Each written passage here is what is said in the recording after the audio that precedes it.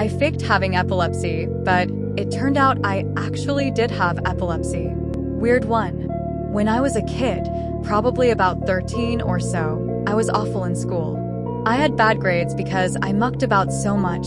I was diagnosed with ADHD. Eventually, the teachers pulled me and my parents in and basically, in short, just said I was a shit show at school and they wanted to know why.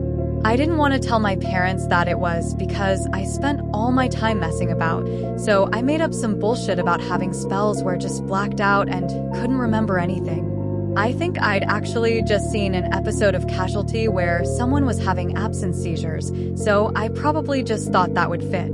Looking back, obviously I know this was a very wrong thing to do, but in a way it probably saved my life.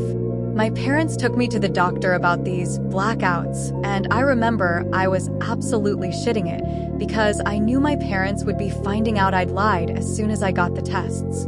They definitely knew I was lying already, but it turned out on the EEG I actually did have bursts of seizure activity when I hyperventilated.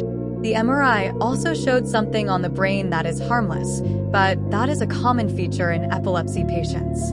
So when all these tests came back, I was absolutely in shock, but I remember I was actually buzzing that I did have epilepsy because my parents wouldn't find out I lied. I was having blackouts.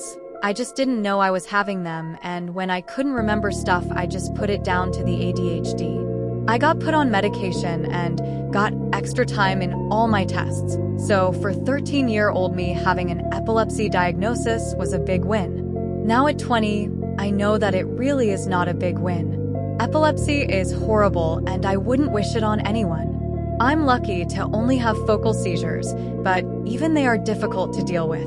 But anyway, lucky me.